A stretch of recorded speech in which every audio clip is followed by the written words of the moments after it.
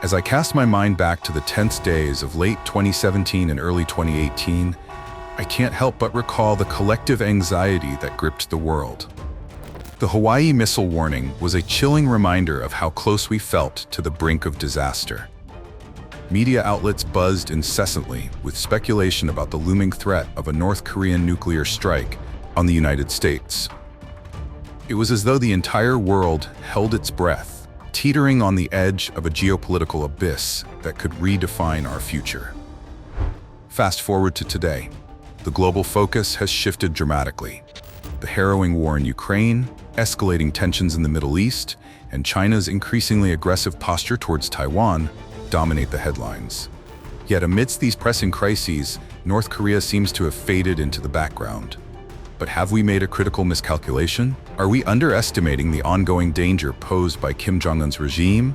Or is the North Korean leader recklessly digging his own grave with a series of provocations that defy reason? Kim Jong-un's recent actions suggest a deliberate attempt to remind the world of North Korea's presence and its peril. The launch of an advanced hypersonic missile into the Sea of Japan was a clear bid for attention. Let's delve deeper into these developments and explore how North Korea's actions could serve as a catalyst for wider instability in an already volatile global arena. On January 6th, North Korea launched a medium-range ballistic missile, marking its first ballistic missile test since multiple short-range launches in November 2024. This latest missile, fired from Pyongyang, traveled approximately 1,100 kilometers before landing in the sea off North Korea's east coast.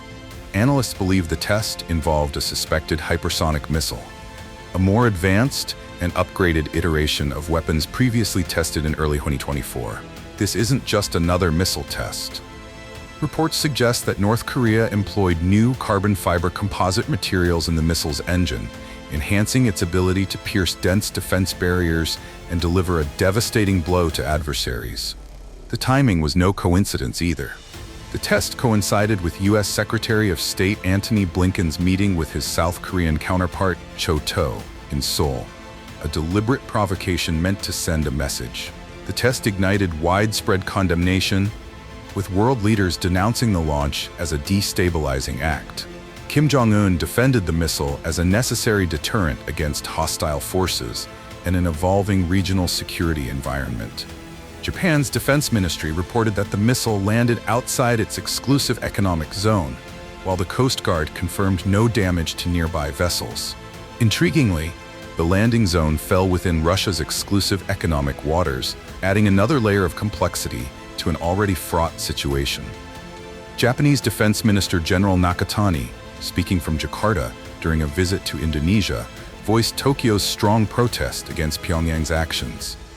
He emphasized that North Korea's repeated missile tests jeopardize peace and stability in the region and violate UN Security Council resolutions. Nakatani underscored Japan's commitment to close cooperation with the US and South Korea, particularly in intelligence sharing and surveillance. In a coordinated response, senior officials from Japan, South Korea, and the US held emergency talks to condemn North Korea's actions and reaffirm their alliance. Japanese Prime Minister Shigeru Ishiba expressed grave concerns about the increasing frequency of North Korea's missile tests, suggesting that Pyongyang is systematically refining its missile technology. Ishiba directed officials to prioritize public safety and preparedness, while emphasizing the importance of a robust trilateral alliance. The implications of North Korea's provocations extend far beyond its borders. Blinken highlighted credible intelligence suggesting Russian interest in assisting North Korea with reconnaissance satellite technology. If confirmed, this collaboration could be part of a quid pro quo arrangement, with Pyongyang supplying ammunition and military personnel to Russia in exchange for critical technology, a troubling development in the context of the ongoing war in Ukraine. Meanwhile, North Korea's beleaguered economy, crippled by US and UN sanctions, may be receiving clandestine economic aid from Moscow. The Biden administration has urged stronger cooperation between Seoul and Tokyo to counter regional threats, including North Korea's nuclear ambitions and China's rising influence. Yet, with US President Donald Trump signaling interest in rekindling nuclear talks with Kim Jong-un, South Korea faces a delicate balancing act as it reassesses its North Korea policy. Monday's hypersonic missile test may have been more than a show of force. Experts believe it could be part of a broader strategy to enhance military readiness. North Korea's nuclear arsenal is not only growing in size, but also in sophistication. Current estimates suggest Pyongyang possesses between 50 and 100 nuclear warheads, a dramatic increase from just a few years ago. The regime also holds substantial stockpiles of fissile material, including 60 to 80 kilograms of plutonium and 280 to 1,000 kilograms of highly enriched uranium. Projections indicate these numbers could rise to 166 warheads by 2030. This alarming growth underscores the urgent need for robust countermeasures. Beyond sheer numbers, North Korea is refining delivery mechanisms to ensure its nuclear weapons remain a credible threat. The development of hypersonic missile technology further enhances its ability to evade missile defenses, forcing neighboring countries and global powers to rethink their strategies. Despite North Korea's aggressive posturing, the United States remains resolute. In 2024, the U.S. conducted 2 test launches of its Minuteman III intercontinental ballistic missiles (ICBMs) from Vandenberg Space Force Base in California. Both missiles traveled over 6,700 kilometers, landing precisely within the Reagan test site, a demonstration of America's military capability and readiness to respond to emerging threats. The Minuteman III, a cornerstone of the U.S. nuclear deterrent, showcases the nation's commitment to maintaining strategic stability. These tests also serve as a reminder to adversaries that the United States possesses not only the technological edge, but also the political will to defend its interests and allies. As the world's attention is drawn to other global crises, we must not overlook the persistent threat posed by North Korea. The regime's advancements in missile technology and growing nuclear stockpile demand vigilance. While diplomatic engagement may offer a path forward, we cannot afford to misread Kim Jong-un's intentions. The stakes are too high, and the consequences of complacency could be catastrophic. Now more than ever, the international community must remain united in addressing this volatile and unpredictable challenge.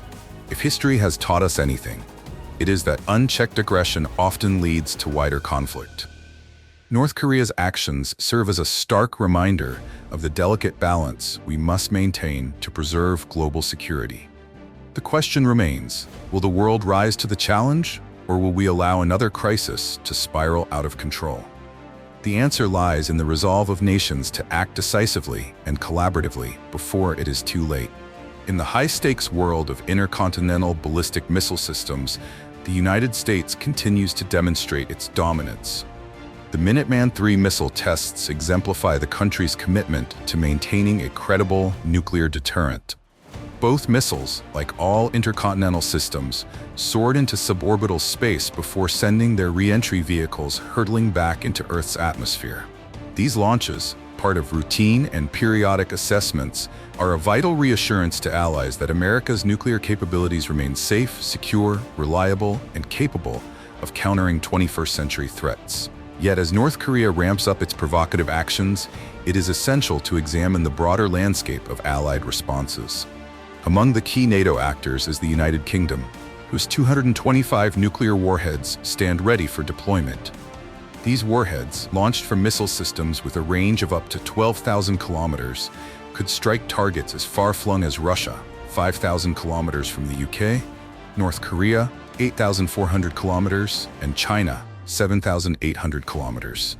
In the event of a nuclear attack on NATO by any of these nations, the UK's arsenal would play a pivotal role in immediate retaliation. France, too, has a significant part to play, albeit with a smaller and more specialized arsenal of around 300 nuclear warheads.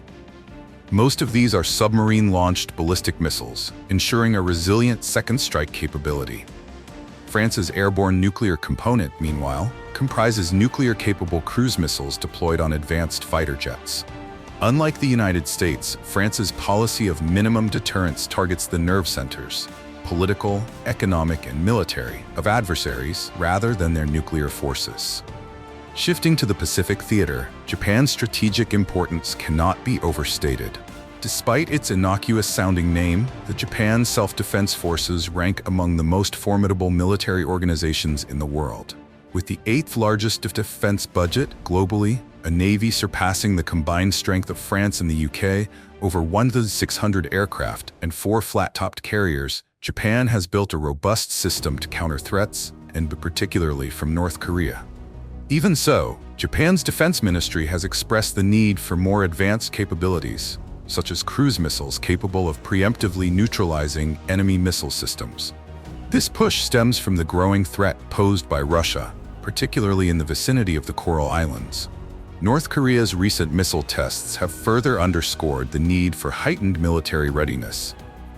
In response to these provocations, Japan's government is embarking on an unprecedented plan to double defense spending to 2% of GDP within 5 years, a move not seen since World War II. This ambitious initiative faces hurdles.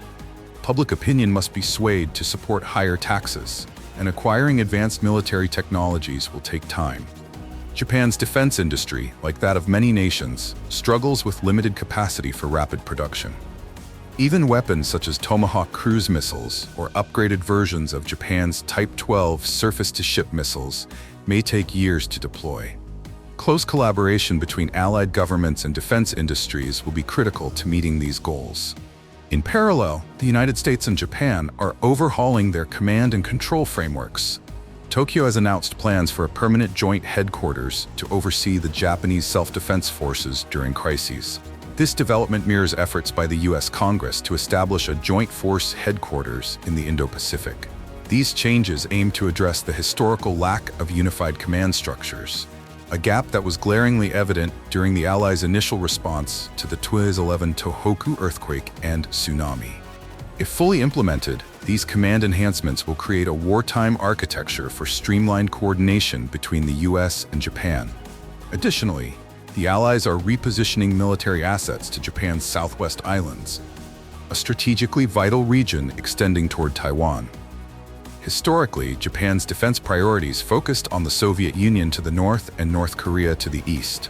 However, the growing threat of conflict over Taiwan has necessitated a shift in focus to the south, with significant implications for regional stability. By 2025, a U.S. Marine Corps coastal regiment will be operational in Okinawa, equipped for maritime interdiction and anti-ship missile operations. This unit, supported by an infantry battalion, will be strategically located near the Taiwan Strait. Additional forces are expected to operate from Ishigaki, Yonaguni, and Makako, enhancing the Allies' ability to counter potential aggression from China or North Korea.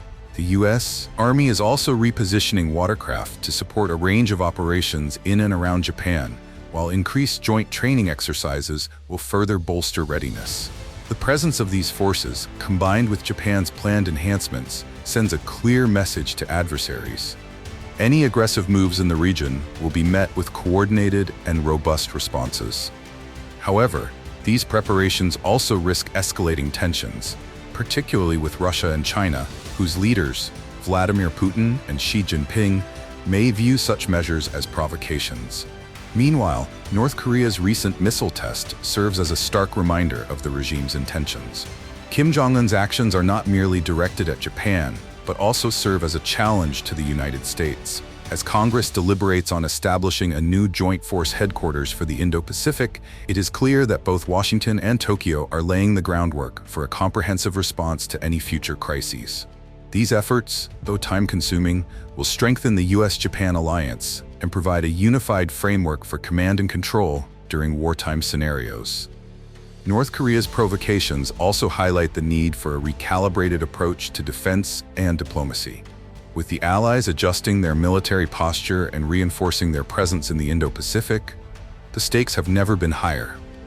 The focus on Taiwan's security adds a new dimension to regional dynamics, compelling nations to reassess their strategies and priorities. The path forward will require more than just military might. Allied nations must address logistical challenges, enhance industrial capacities, and foster deeper cooperation to ensure a robust and sustainable defense posture. As history has shown, the consequences of underestimating threats can be dire. The current efforts to modernize and strengthen alliances are a testament to the resolve of nations determined to safeguard global security. In this complex and evolving landscape, vigilance and unity are paramount. North Korea's actions, coupled with broader geopolitical tensions, demand a proactive and comprehensive response. The coming years will test the resilience of alliances and the effectiveness of strategies. But one thing is clear: the international community must stand firm against any threats to peace and stability. Japan is making bold strides to strengthen its defense and ensure its sovereignty in an increasingly volatile region.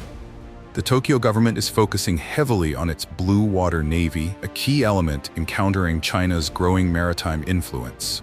With plans to enhance its naval capabilities, Japan aims to assert its presence in the Pacific and send an unmistakable message to Beijing that its dominance in the oceans will not go unchallenged. These efforts are also directed at countering threats from North Korea, as Pyongyang's aggressive actions continue to rattle the region. In addition to naval advancements, Japan is implementing broader measures to bolster its defense posture. Tokyo's proactive steps, in collaboration with Washington, are geared toward upgrading the US-Japan alliance to meet modern challenges. This includes preparing for potential emergencies in the waters surrounding Taiwan, a flashpoint that has increasingly captured global attention. These initiatives reflect a clear determination by both nations to deter aggression and respond decisively to any threats in the Indo-Pacific region. But these efforts are just the beginning.